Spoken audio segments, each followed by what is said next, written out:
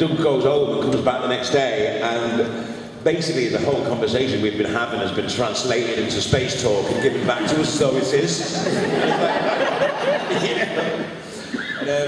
Well, yeah, we used to do a thing called Tag That Line. You know, you've got the punchline in the scene, but it's always nice if you can come up with one to take the punchline away from him and give it to you, and you know, it can get out of hand sometimes. But Doug's a brilliant writer, and the scripts are very well observed, and you don't really need to do anything with them.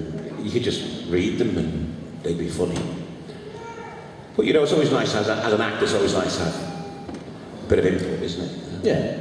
I suppose it shows how attuned we are to the characters, that we can sit and talk as ourselves, and then, as Craig says, find that scene in the script. I remember, it was series 5 or something, when, you know, generally a bit of larking about going on, and then, you know, I was getting a bit pissed off with the time wasting in that freezing studio, and I said, for God's sake, let's be more professional. And funnily enough, that turned up with the scene and star box. Is that it does mean changing the boob scene? Is that? It was around there. Yeah, I mean, I think there's an element of the real characters of Craig, Chris, not Danny perhaps so much. Well, Danny had a big black Jeep when I first met him, and his registration number was DJJ A1.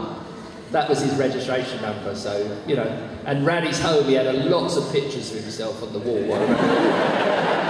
Yeah, a bit of character, but a lot of the character is the same with Holly is from, you know, from us, you know. Actually, Chris never used to agree with that. You used to say it is from your brother, didn't you? It being like Rimmer. Yeah? No, but we are kind of like caricatures. Well, that's how you make good characters, isn't it? It's got to come from truth as well, and in the great writing to make it all work, you know, as a thing which has that. It looks like Craig. There he is. There he is. Uh-oh. What was that when you was a brain in a jar?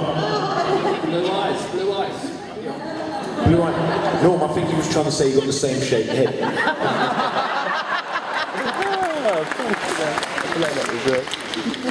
hate people who try to get attention.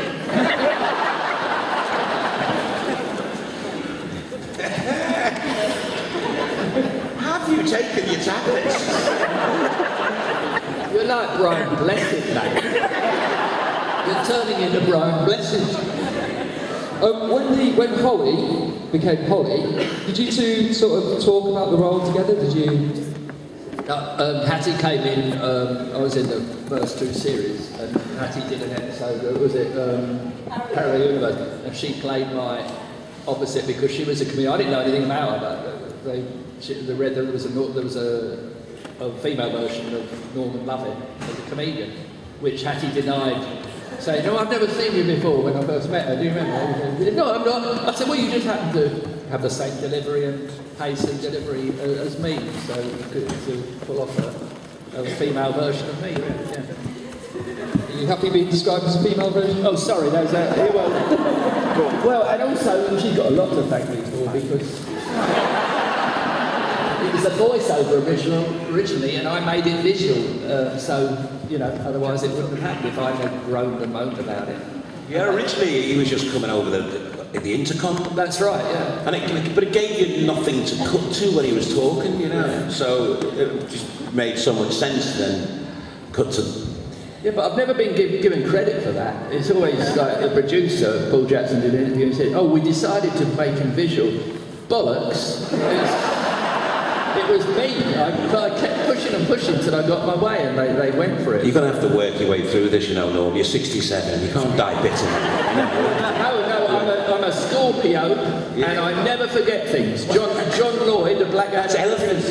I'll never forget that. John Lloyd, the producer of Blackadder, big but very, you know, public school guy. He saw me in heels in Tottenham Court Road, and he's with his wife years ago in the 80s, and he said to me, he said, "What are you doing in here, Norman?" I'd have thought Hackney Market was more your thing, and I'm going to get him for that. I'm getting him for that.